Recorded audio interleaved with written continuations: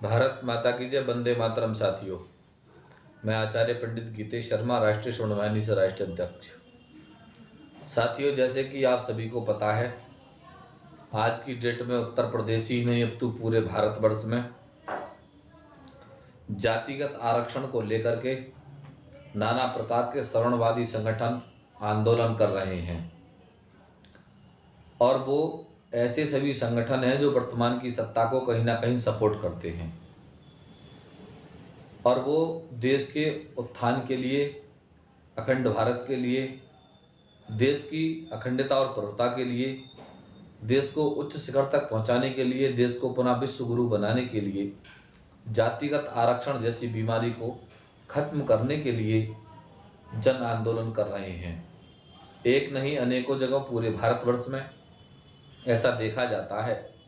कहीं ब्राह्मणवादी संगठन, कहीं क्षत्रियवादी संगठन, कहीं वैश्यवादी संगठन अपने अपने रूप से अनेकों स्थानों पर कहीं ना कहीं जातिगत आरक्षण को लेकर के जन आक्रोश यात्रा, माननीय प्रधानमंत्री को ज्ञापन, देश के राष्ट्रपति को ज्ञापन, मुख्यमंत्री को ज्ञापन, डीएम एसडीएम के माध्यम से पहुंचाते हैं। वहीं लगातार हम देख रहे हैं, हम राष्ट्रीय स्वर्ण वाहिनी के माध्यम से भी इस आवाज़ को लगातार बुलंद करते रहते हैं। परंतु दुर्भाग्यपूर्ण ये है, जो संगठन हमारे साथ के या हम बार बार जो आवाज़ उठाते हैं, सरकार उसकी ओर बिल्कुल भी ध्यान नहीं दे रही है। ये बहुत दुर्भाग्यपूर्ण स्थिति है। मेरा सभी संगठनों के राष्ट्रीय अध्यक्ष बंधुओं से निवेदन है, पूरे भारतवर्ष में सभी संगठनों को एकाग्रचित करके और एक संयुक्त मोर्चा बना करके इस आंदोलन में प्राण फूंकने की ज़रूरत है। साथियों, मैं अब से नहीं, पहले से ही बोलता चला आ रहा हूँ, वर्तमान की सत्ता इस ओर बिल्कुल ध्यान नहीं दे रही है। पूर्व की सरकारें खूब राजनीति, वोट बैंक के लिए उन्होंने आरक्षण को आरक्षण रूपी, जहर रूपी वृक्ष में खूब जल लगाया, और वही काम वर्तमान की सत्ता कर रही है।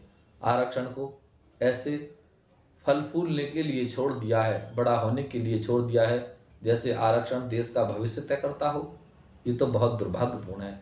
अतः मेरा आप सब भाइयों से निवेदन कि इस जहर के लिए, इस विनाश के लिए, इस ब्लड कैंसर के लिए, जो देश को विश्वगुरु नहीं अपितु गड्ढे में डालने का काम कर रहा है, क्योंकि देश में सवर्ण समाज के बच्चों की प्रतिभाएं नष्ट हो रही हैं और प्रतिभाओं का एड़ी के से कुचलने का प्रयास किया जा रहा है, जो बहुत ही दुर्भाग्यपूर्ण है। साथियों, मैं आप सबको अवगत कराना चाहता हूं, अनेकों बार ऐसा देखा गया, जब जब देश के अंदर प्रतिभा का गला घोटा गया है, जब जब प्रतिभा को पैर की एड़ी से कुचला गया है, जब जब प्रतिभा को इग्नोर मारा गया है, जब जब प्रतिभा को नज़रअंदाज किया गया है, तब तब देश विकास की ओर नहीं, विश्व गुरु की ओर नहीं, गड्ढे में गया है। क्योंकि अशिक्षित, अनपढ़, गंवार लोग, जिनको खुद तक कुछ नहीं आता, वो देश के भविष्य को क्या बनाएंगे। अभी मैं कुछ दिन पूर्व बिहार प्रदेश की वीडियो देख रहा था। वहाँ एबीपी न्यूज़ वाले सर्वे कर रहे थे। स्कूलों में जाकर के पूछते हैं, अध्यापक, सहायक अध्यापक, प्रधान अध्यापक बैठे हुए होते हैं और पूछते हैं कि आप ये बताइएगा कि आपके देश का प्रधानमंत्री कौन है। प्रधानमंत्री का पूरा नाम नहीं बता पाते, अपने प्रदेश के राज्यपाल को नहीं बता पाते, इवन अपने बेसिक शिक्षा अधिकारी का भी नाम तक उन्हें ज्ञात नहीं है। मैं इस वीडियो को देख करके स्तब्ध रह गया और सोचा कि जिन प्रधानाध्यापक के लिए ये नहीं पता कि हमारे प्रदेश का राज्यपाल कौन है, हमारा बीएसए कौन है, वो बच्चों को क्या शिक्षा देता होगा। और दुर्भाग्यपूर्ण और चिंतन का विषय ये है कि वो व्यक्ति सरकार से 70 से 80 हज़ार रुपये महीने की सैलरी लेता है। चिंतन इन सब चीज़ों पर करना चाहिए। जिनकी स्वयं ही प्रतिभा नहीं है, वो बच्चों को क्या प्रतिभाशाली बनाएंगे, ये चिंतन योग्य विषय है। इसीलिए मेरे भाइयों, मैं आप सबसे कहूँगा, इस जातिगत आरक्षण रूपी जहर को निकालने के लिए और ये मानसिक रूप से विकलांग लोगों को लिए सोचना चाहिए। आरक्षण, जातिगत आरक्षण देश के अंदर नफरत भी पैदा कर रहा है, देश के अंदर जातिवाद भी पैदा कर रहा है और देश को विश्व गुरु नहीं अपितु गड्ढे में डालने का काम कर रहा है। साथियों, आप इसे छोड़ें और जातिगत आरक्षण को आर्थिक स्थिति के आधार पर करें, जिससे सभी समाज के सभी वर्गों के लोगों को इस आरक्षण का लाभ मिले। अगर आप ऐसा नहीं करते हैं तो हम तो कहना चाहेंगे अपने राष्ट्रीय स्वर्ण वाहिनी के माध्यम से कि जातिगत आरक्षण को ही नहीं अपितु आरक्षण को ही देश से समाप्त कर दिया जाए। जो प्रतिभाशाली हो, जिसके अंदर टैलेंट हो, जो पढ़ा लिखा हो, जिसके अंदर बुद्धि हो, ऐसे व्यक्ति को आप पदोन्नत करें, पदों पर विराजमान करें, जिससे वो देश का श्रेष्ठ, उत्तम, उत्कृष्ट और सौम्य भविष्य बना सकें। इन्हीं शब्दों के साथ मैं पुनः सभी जातिगत आरक्षण विरोधी और आरक्षण विरोधी भाइयों से निवेदन करूंगा और वर्तमान की सरकार से आग्रह करूंगा कि वर्तमान की सरकार पूर्व की सरकारों की तरह इसको अनदेखा ना करे, अन्यथा ये देश बहुत ही पीछे पहुंच जाएगा और ये आरक्षण देश में बहुत बड़ा एक विशाल समझ लो विस्फोट करा देगा।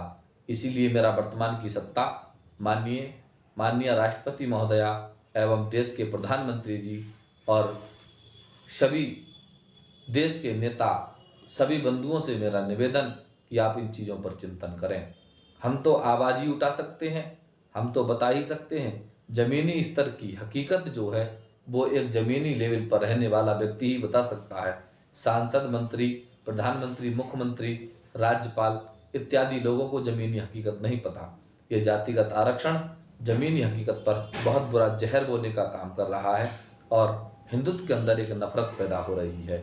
अगर सरकार चाहती है तो सबका साथ और सबका विकास का नारा लेकर चलती है तो सबको समान रूप में आरक्षण दिया जाए और अन्यथा आरक्षण को बिल्कुल खत्म कर दिया जाए।